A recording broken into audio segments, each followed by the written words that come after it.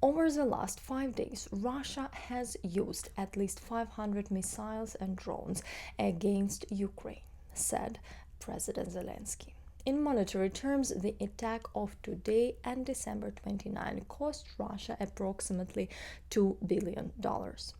Today, there was an unprecedented attack on Ukraine. Never before has anyone withstood such an attack. The most massive combined strikes with missiles and drones.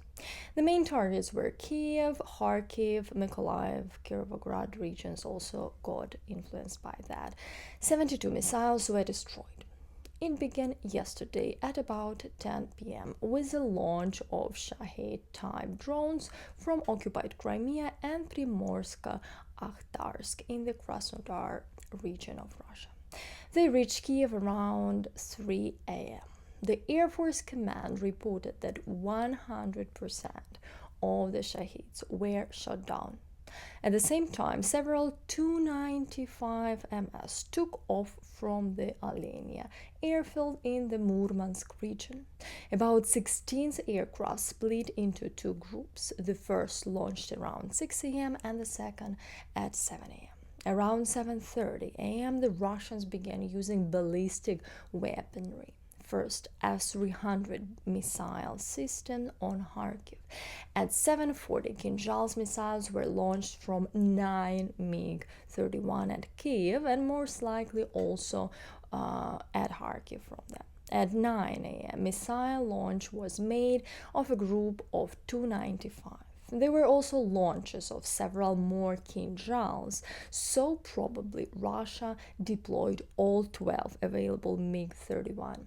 Commander-in-Chief General Zaluzhny noted that all 10 Kinzhal air ballistic missiles were shot down with the help of Patriot systems. 59 out of 70 cruise missiles, Ha-101, Ha-555, Ha-55, and 3 out of 3 Caliber cruise missiles, and 35 out of 35 Shahed-type strike UAVs were shot down.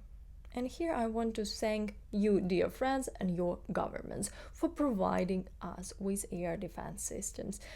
You just can't imagine what today's attack was like. If you want to follow the inline events happening, I advise you to subscribe to my Twitter, where I write sometimes about such and other events, as well as what I think about them. It's kind of, distracts me when I share with you what is happening. So follow me on Twitter. For example, today I was doing makeup in the morning away from the window, and in the distance between the high-rise buildings I saw a missile, or rather a piece of it, as big fireball flying by, and then I heard explosions, and behind other buildings I saw the bright light of the explosion.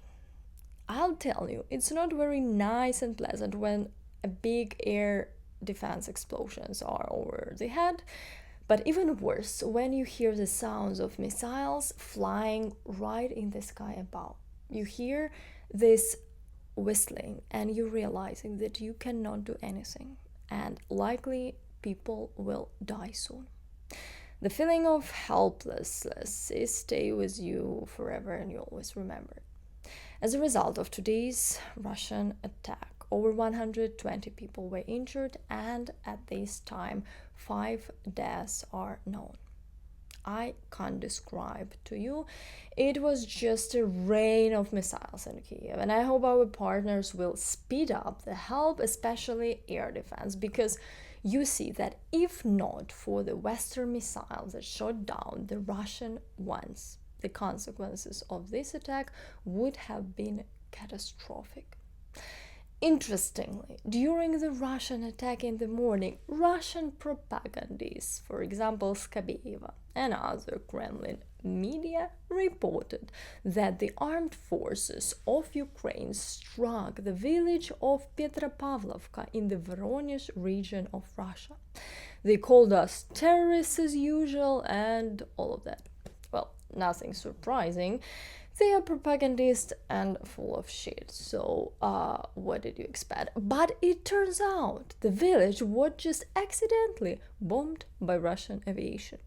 This was admitted by the Russian Ministry of Defense, making this official statement on January 2, around 9 a.m., during the flight of a Russian aerospace forces aircraft over the settlement of Petropavlovka in the Voronezh region. An abnormal separation of aviation munition occurred. No casualties were reported, they said. That's it, the missile that was intended for Kyiv.